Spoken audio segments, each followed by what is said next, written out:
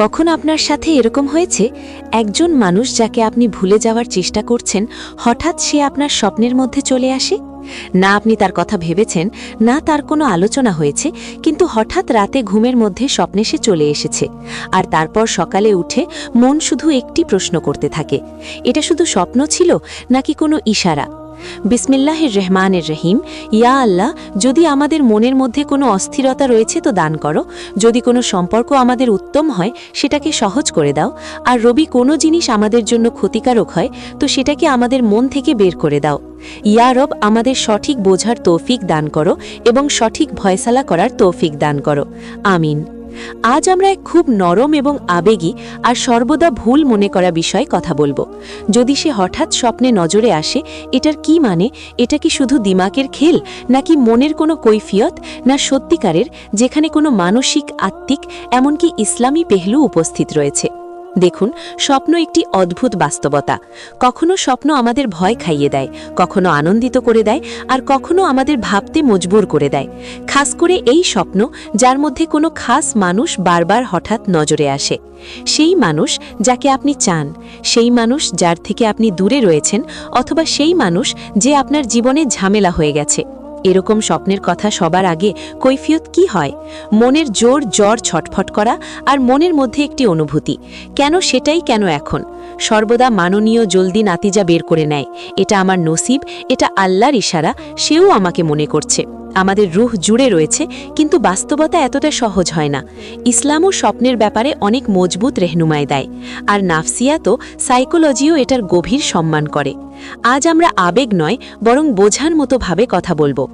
সবার আগে একটি খুব গুরুত্বপূর্ণ কথা বুঝে নিন, সমস্ত স্বপ্নই ইশারা হয় না। সকল কথা হয়তো মনকে পছন্দ নাও হতে পারে, কিন্তু বাস্তব এটা কি ইসলামে 3টি স্বপ্নের কথা বলা হয়েছে। 1 নম্বর, রাহমানি, আল্লাহর তরফ থেকে। এটি সত্য স্বপ্ন বা সুসংবাদ। এটি সাধারণত মনকে প্রশান্তি দেয় এবং এর মধ্যে পরিষ্কার কোনো বার্তা থাকে। 2 নম্বর, নাফসানি, নিজের মনের প্রতিফলন। মানুষ সারাদিন যা ভাবে বা তার অবচেতন মনে, সাবকনশিয়াস মাইন্ড যা গেঁথে থাকে, সেটাই স্বপ্নে ফুটে ওঠে। আপনি হয়তো মুখে বলছেন ভুলে গেছেন, কিন্তু আপনার অবচেতন মনের কোনো এক কোণে সেই স্মৃতির অবশিষ্টাংশ রয়ে গেছে। আপনার মস্তিষ্ক যখন সেই পুরনো ফাইলগুলো ক্লিন বা প্রসেস করার চেষ্টা করে, তখন সেই ব্যক্তি স্বপ্নে চলে আসে। 3 নম্বর, শয়তানি, শয়তানের পক্ষ থেকে। শয়তান অনেক সময় মানুষের পুরনো ক্ষত বা আবেগ নিয়ে খেলা করে, যাতে সে মানসিকভাবে অস্থির হয়ে পড়ে বা সঠিক পথ থেকে বিচ্যুত হয়। যে মানুষকে আপনি ভুলে আল্লাহর পথে চলতে চাচ্ছেন, তাকে স্বপ্নে দেখিয়ে শয়তান আপনার মনে অস্থিরতা বা ওয়াসওয়াসা তৈরি করতে পারে। 2 নম্বর, মনস্তাত্ত্বিক ব্যাখ্যা, সাইকোলজি। সাইকোলজির ভাষায় একে বলা হয় সাবকনশিয়াস প্রসেসিং। অনেক সময় আমরা কোনো মানুষকে জোর করে মন থেকে বের করে দিতে চাই, কিন্তু তাতে সেই স্মৃতি মনের আরও গভীরে চলে যায়। হয়তো আপনি তাকে ভাবছেন না, কিন্তু চলতি পথে এমন কোনো গান শুনেছেন, এমন কোনো সুগন্ধ পেয়েছেন, বা এমন কোনো পরিস্থিতি দেখেছেন যা আপনার মস্তিষ্ক সেই মানুষের সাথে যুক্ত করে রেখেছিল। আপনি সচেতনভাবে খেয়াল না করলেও মস্তিষ্ক সেটা ধরে ফেলে এবং রাতের স্বপ্নের মাধ্যমে তা প্রকাশ করে। 3, আধ্যাত্মিক বা রুহানি দিক। বলা হয়ে থাকে রুহ বা আত্মার জগৎ অনেক বিশাল। কখনো কখনো দুটি মানুষের আত্মার মধ্যে যে টান থাকে তা দূরত্বের কারণে মুছে যায় না। তবে এর মানে এই নয় যে আপনাকে তার কাছে ফিরে যেতে হবে।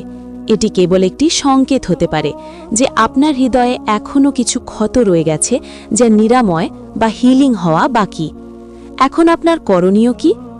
আপনার করা দোয়াটি অত্যন্ত চমৎকার। যখন এমন স্বপ্ন দেখে মন অস্থির হবে, তখন নিচের বিষয়গুলো মনে রাখবেন। 1, সব স্বপ্নই ইশারা নয়। স্বপ্ন দেখলেই মনে করবেন না যে তাকে আপনার জীবনে ফিরে পাওয়া বা তার সাথে যোগাযোগ করা জরুরি। অনেক সময় স্বপ্ন কেবল একটি রিলিজ বা মনের ভারমুক্ত হওয়ার প্রক্রিয়া। 2, অস্থির হবেন না। সকালে উঠে যদি দেখেন মন খারাপ লাগছে, তবে আউযুবিল্লাহ পড়ে নিন এবং বাম দিকে 3 বার হালকা থুতু ফেলার ভঙ্গি করুন সুন্নাহ অনুযায়ী। 3, নিজের দোয়ায় অটল থাকুন। আপনি যে দোয়াটি করেছেন, যদি কোনো সম্পর্ক উত্তম হয় সেটা সহজ করে দাও, আর ক্ষতিকর হলে মন থেকে বের করে দাও। এটাই শ্রেষ্ঠ পথ। আল্লাহ আপনার জন্য যা ভালো মনে করবেন তাই করবেন। 4. অতীতের মায়া ত্যাগ করুন। স্বপ্নকে গুরুত্ব দিয়ে আবার তার কথা ভাবলে আপনার ভুলে যাওয়ার চেষ্টা ব্যর্থ হবে। মনে রাখবেন, আল্লাহ অনেক সময় আমাদের পরীক্ষা করেন যে আমরা কতটুকু ধৈর্য ধরতে পারি। প্রিয় ভাই ও বোনেরা, সেই মানুষটি স্বপ্নে আসা মানেই সে আপনাকে মনে করছে বা আপনাকে তার কাছে যেতে হবে, এমনটি ভাবার কোনো যৌক্তিক কারণ নেই।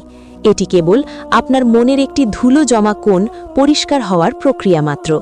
আল্লাহ আপনাকে সঠিক বোঝার এবং অস্থিরতা থেকে মুক্ত থাকার তৌফিক দান করুন। আমিন।